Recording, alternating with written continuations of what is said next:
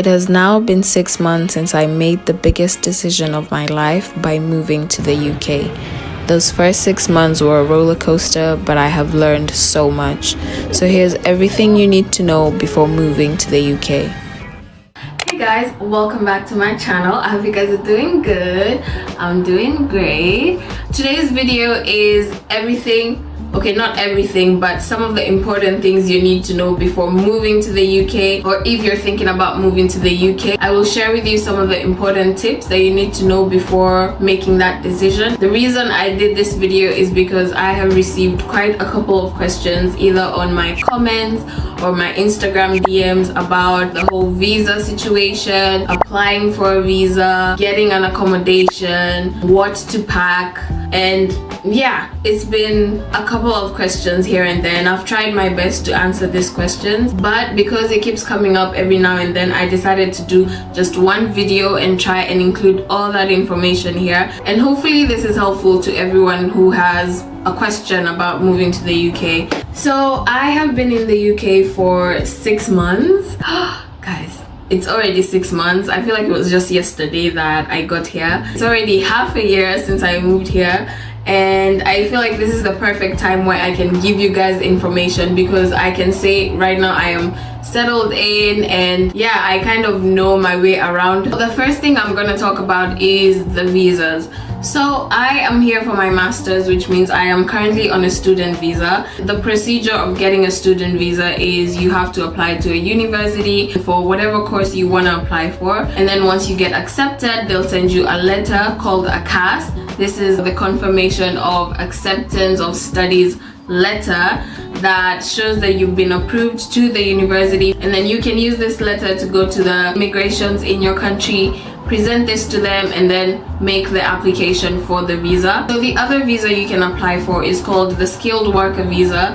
So that is a visa for anyone who's planning on moving to the UK for work. That means you're in your home country, you've applied for a job in the UK and you've gotten it, then you can apply for this skilled worker visa. Some of the requirements to getting this visa is, first of all, the company that you will be working for has to be approved by the Home Office, and also you need a certificate of sponsorship from your employer. And then you can use this certificate to present at the immigration, and then just wait for the decision about your visa. There's actually a couple of visas. There's the temporary visa, or even a visa if you're looking to start a business in the UK. I would recommend going to gov.uk website under visas and immigration. I'm gonna link the website in the description. You're gonna see a list of all of the visas that you could apply for, and also checking if your country is eligible for the visa that you're looking for. Now, since I've mentioned about getting a job, that is the next topic I'm going to cover. At some point you will need to apply for a job that obviously you can earn some income and sustain yourself. So there's not a specific time frame of when you're going to get a job.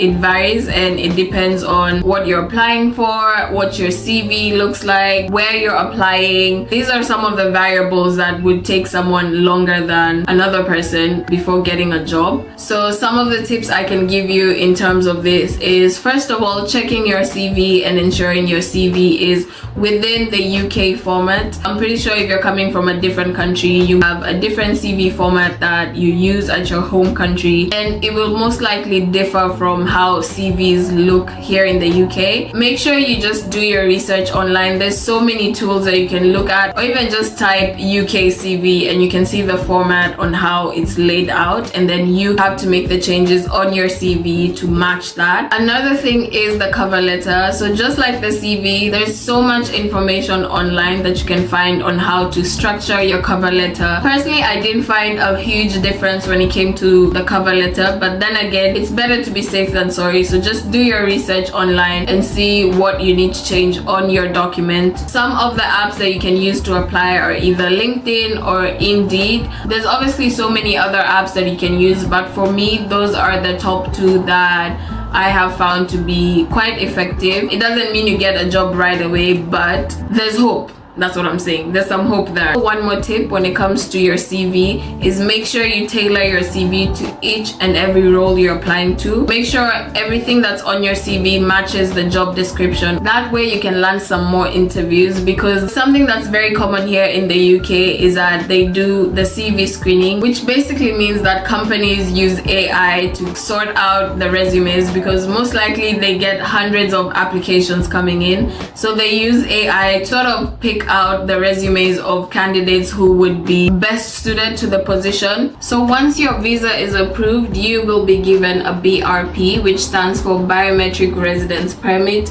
It's sort of like an ID to show your details, your country of origin, and the period you're allowed to be in the UK for. The BRP is usually posted to a post office that's near your address, and then once you arrive in the UK, you'll just go to the post office and pick it up. I would recommend picking this up as soon as you can, honestly. If you can do it within the first week or two, that would be ideal. So now you have your visa approved and everything is going well. You know the date that you're coming to the UK. The next thing you're gonna think about is what to pack. Now obviously this is a very broad topic and it would need a separate video of its own if I had to go into detail of every single thing you needed to carry. I'll just try and summarize some of the important tips that can help you when packing for the UK. One of the things I would recommend is looking at the weather app. I came here during the winter and that is the most cold I have ever experienced in my life. I felt like I was sleeping, living, doing everything inside of a fridge. Look up capsule wardrobe on Pinterest or even online. It gives you a list of some of the essential items you need. You need a couple of basic things that you can put together that will bring out different outfits before you start shopping and filling up your closet again. Start off by writing a list of everything you think you will need. As you're buying these things, just tick as you go. That will help you out so much. Make sure you don't forget to carry those important documents. I would suggest when packing to have those in your hand luggage. So the next thing is accommodation. I'm not gonna lie to you guys,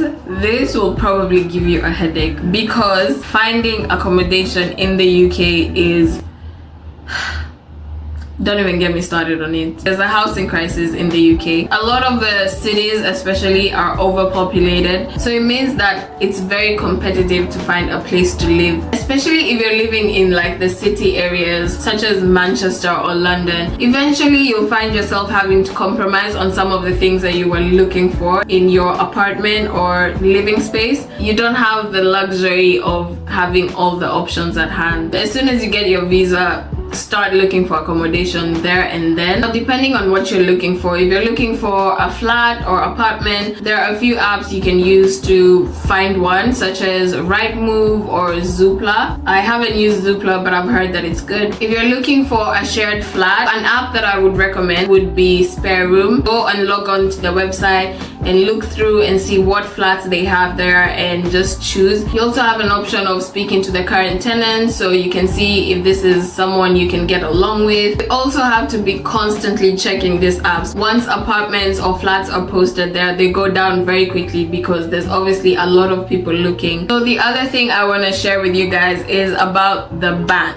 I thought I did a lot of research when coming here about everything to expect, but no one prepared me about the bank situation. It might not be very easy for you to open an account as soon as you get here because they require some documents such as proof of address, which most likely you're not even sure what that is, how to get that, or where you're going to stay. I remember when I moved here, I tried opening a bank account with Barclays and Santander, and they kept asking me for more documents. It took me weeks, nearly 2 months of them asking me for more documents to keep on presenting to them so that they can open a bank account for me. So it was really hectic and a headache. Before you figure out all this information that you need to open the bank account, I would suggest getting an account with Monzo. So Monzo is an online banking app which is so easy to open because all you need is your phone and your BRP or passport, and once you have that, that's it. You have a bank account with Monzo. So Monzo doesn't have a physical location, which is probably why most people also opt to have a secondary bank account, which they can visit the bank whenever they need to.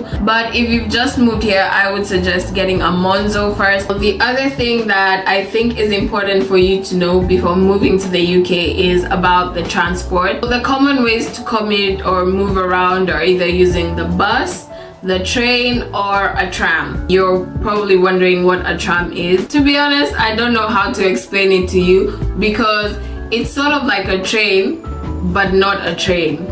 That is the best way I can phrase it for you guys. Of course, there's other options such as Uber, or if you're planning to drive. At first, it might be a bit scary getting onto the public transport because you don't even know where you're going. But the one thing that I really love is the fact that you can actually figure out how to get around using your Google Maps. So all you have to do is go onto your Google Maps and type in the destination of where you're trying to go. And then it's gonna give you options of either buses or trams or trains that you can take to get there. And then all you have to do is wait for the bus number that's written on your app. I would suggest having your money in your phone or in your card to just pay the transport because they might not have change. And even in some places that you go to, they don't accept cash. Of course, you can carry some cash just in case, but you're most likely gonna end up having to use your phone or your card. So the last tip I want to share with you guys is about making friends. Now personally, I would say I was very lucky to know a couple of people who live here, and so I kind of just met other friends through them, and that's how I've sort of built my social circle. But for someone who's moving to the UK and you don't know anyone, or the friends that you know are nowhere near where you're going to be, I would suggest getting into some activities such as painting or dancing, or just trying out with the places that you frequent every now and then. If you're here for work, you can start off by being friends with your workmates, or if you're here for school, you can start off by being friends with your classmates. Don't be too hard on yourself or put too much pressure on yourself when it comes to finding friends, although it could get lonely, which is why I recommend having these activities that you do maybe over the weekends, and then you can start meeting people by frequenting these places. I think the UK is a really nice place. It all depends on how you choose to live your life here. Those are all the tips I had for you guys today. I hope they were helpful for everyone who's trying to figure things out before moving to the UK. I'll leave all the important links in the description. Feel free to leave some comments if you need to know anything else, or send me a DM on my Instagram and I'll try and respond the best way that I can. And of course, don't forget to like the video and subscribe. Thank you guys for watching. I'll see you guys on my next one.